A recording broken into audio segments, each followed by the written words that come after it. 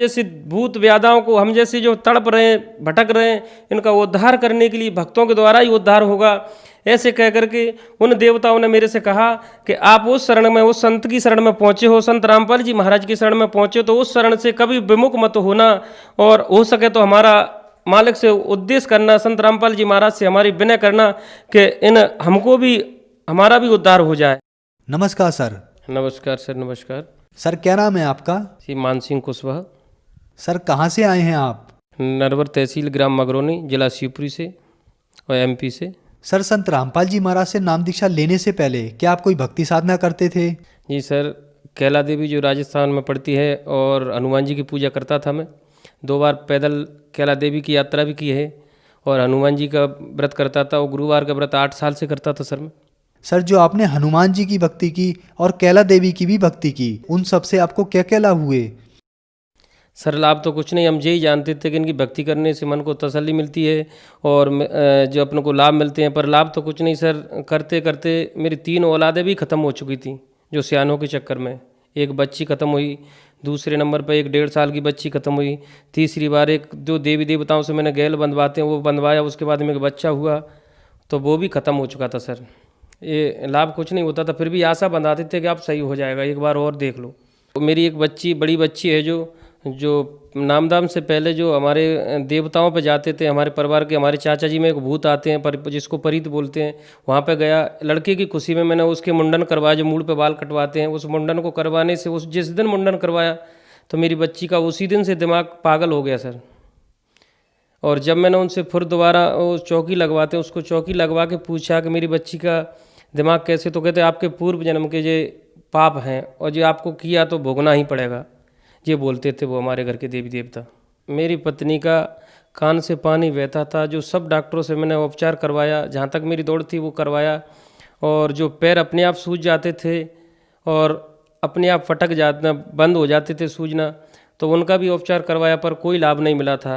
और जो घर की परेशानी, जो सियानों से मैं परेशान था, जो मेरी 3 संतानें मरी हुई थी, तो ऐसा लगता था कभी कभी तो कि दोनों प्राणी अपन लोग आत्महत्या कर लें तो बहुत अच्छा रहेगा। ये परेशानी मेरे ऊपर चलती थी, सभी को पता है, पूरे गांव वालों को पता है सर कि ऐसी ऐसी परेशानियों से गुजरता था। और 31/5/2013 में मेरे घर में आग लगी लड़ाई के कारण से सर, जिसमें जो विवाद हुआ उसमें मेरे मकान में आग लगी, तो उस समय ये दास बिल्कुल जैसा खड़ा है ऐसा ही खड़ा रह गया था सर। तो उसमें मेरे घर का सारा सामान जल के नष्ट हो गया था सर। ऐसा खड़ा हूँ, पैंट शर्ट पहने ही रह गया था। जो मेरी पत्नी है उसके पास भी केवल कपड़े पहने थे वो, और जो मेरी एक बच्ची एक बच्चा है उनके पास भी जो पहने थे वही कपड़े पहने रह गए थे सर। तो ये मेरी परेशानी चल रही थी सर पिछली मेरी ज़िंदगी में। तो सर संत रामपाल जी महाराज के बारे में जानकारी आपको कैसे मिली? एक भगत जी हैं जो मुरैना से, जो अजमेर डॉक्टर ने जो हमारे जहाँ जो इंजेक्शन लगाते हैं, जो गए, उनने कहा कि आप गायक हो यहाँ। तो मैं सर गायकी भी करता था, मेरे 10-25 चेले भी थे गाने के। जो पहले मैंने एक कीरत सिंह गुर्जर आगला वाले को गुरु बनाया था, उससे हिसाब से बोले आप मुझे नकली भक्ति करते हो। मेरे को भगत जी इतना बुरा लगा कि जे राम जी को बुरा बोल रहे हैं, मैं इस कथा को गाता हूँ। तो सर जी मैंने उसको देखा, और जो मेरे पिछले मैंने गाया था गाने के गुरु कीरत सिंह गुर्जर थे सर आगरा वाले, तो उन्हों को जब एंड हुआ तो मेरे को वो याद आया। उस भगत जी ने कहा कि मुझे वो दिन याद आया कि सारे देवताओं को गाने वाले, गान करने वालों की डॉक्टरों ने लेटरिन की नली यहाँ से उधर से निकाल दिया था। तो मुझे वो दिन याद आ गया भगत जी कि जब हमारे गुरु जी जो गा रहे हैं उनका इतना हाल है तो हमारा क्या होगा। उस दिन से मैंने भगत जी गाना बंद कर दिया, और धीरे धीरे उसके कहने के, भगत जी के कहने के अनुसार मैंने संत रामपाल जी महाराज जी की शरण ली। तो सर संत रामपाल जी महाराज की शरण में आने के बाद क्या आपको कोई लाभ भी प्राप्त हुए? जी सर, पहले तो आध्यात्मिक ज्ञान का लाभ हुआ।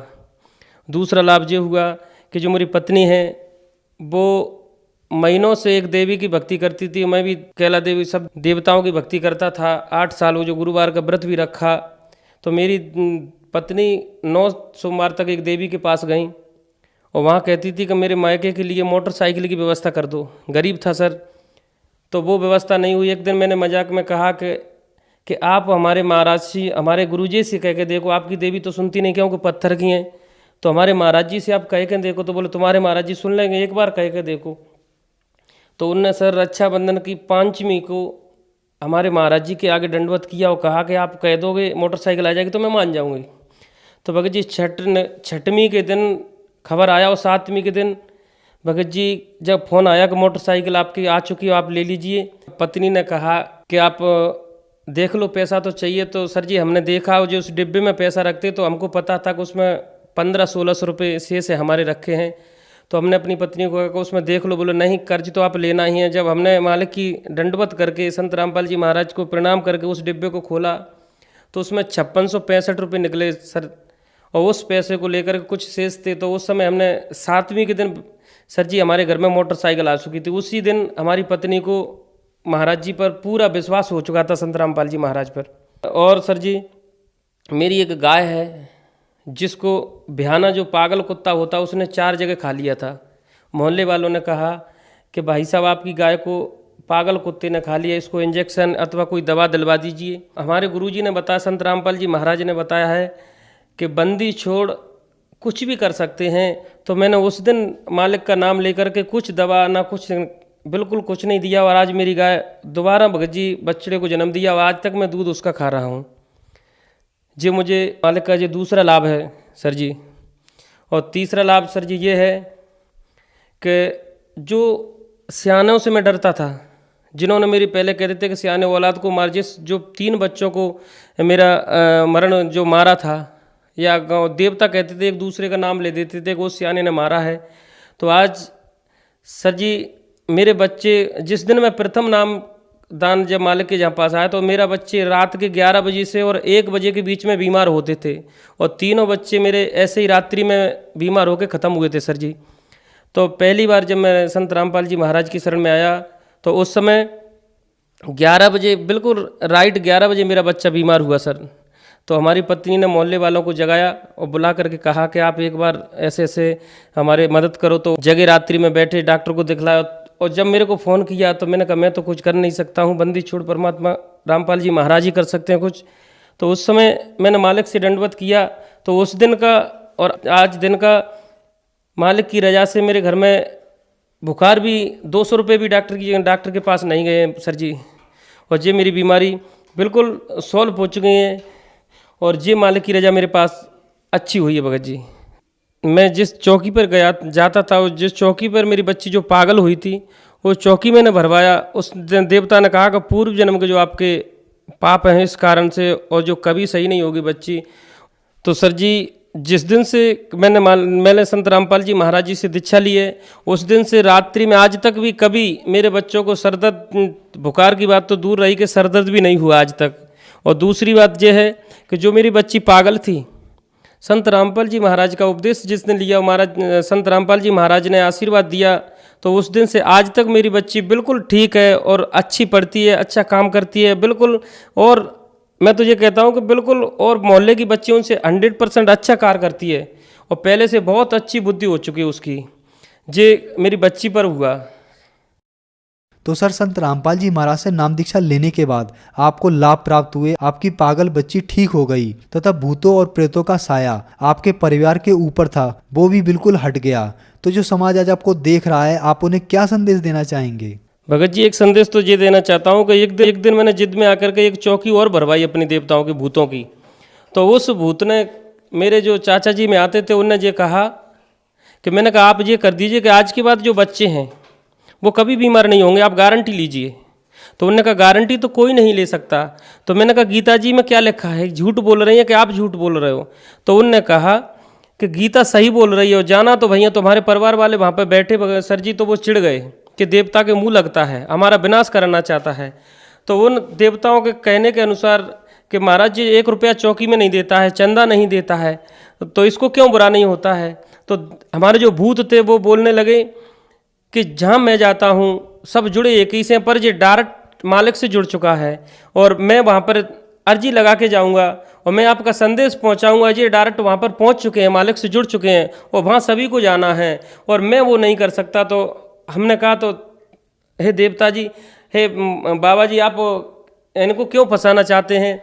तो उस देवता ने गिड़गिड़ाते हुए सभी मोहल्ले वालों और हमारी कम से कम 150-200 आदमियों के आगे चौकी लगी, उसके आगे कहा कि मान सिंह, संत रामपाल जी महाराज की शरण में जो पहुंच चुके हो तो हमें भी वहाँ पर किसी भी प्रकार कैसा भी यत्न करके हमें संत रामपाल जी महाराज की शरण में पहुंचा दो। तो हमने कहा कि आप तो भूत हो, आप कुछ भी कर सकते हो। बोले हम ये नहीं कर सकते, हम तो यहाँ पे भटक रहे हैं, इसलिए आप लोगों को बार बार उत्तेजित करते हैं कि हमारे उद्धार के लिए कोई यत्न करो।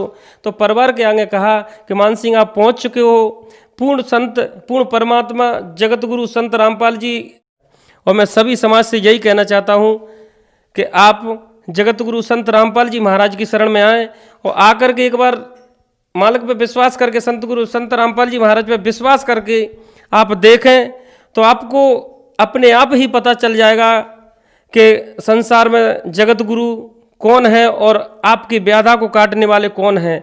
संत रामपाल जी महाराज को छोड़कर या सृष्टि में या कहीं तक कोई भी ऐसा कोई उपाय नहीं है जो भक्तों का या गरीब या संकट टारने वाला कोई है, संकट मोचन है तो पूर्ण ब्रह्म कबीर साहब या जगत गुरु संत रामपाल जी महाराज हैं, या संसार में भक्तों को तारने के लिए आए। तो सभी समाज से मेरा नम्र निवेदन है कि आप जहाँ तक भी सुन रहे हो तो जगत गुरु संत रामपाल जी महाराज की शरण में आकर के और अपना उद्धार करवाएं और अपने उजड़े परिवार को बसाने का प्रयत्न करें। सर संत रामपाल जी महाराज की शरण में कैसे आ सकते हैं? सर जी, संत रामपाल जी महाराज की शरण में जिस जहाँ पे भी जो भक्तात्मा सुन रही हैं तो बहुत से चैनलों पर संत रामपाल जी महाराज का सत्संग आ रहा है। उस सत्संग के नीचे एक पट्टी चलती है, उस पर मोबाइल नंबर आता है।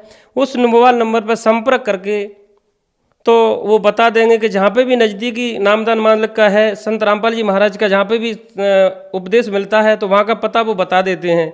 और वैसे तो संत रामपाल जी महाराज ने तहसील तहसील गांव-गांव ऐसी भक्तों पर रजा की है कि सबको घर घर जा कर के उपदेश की प्रेरणा भक्तों के अंदर दी है। तो संत रामपाल जी महाराज के भगत गांव-गांव तहसील तहसील जा कर के अपनी सेवा कर रहे हैं। और सभी समाज से सब जगह यही है कि एक बार सत्संग को पुनः ध्यान से सुने और सुनते अपने ज्ञान को समझकर और संत रामपाल जी महाराज का उपदेश ग्रहण करें। धन्यवाद सर। सत साहेब।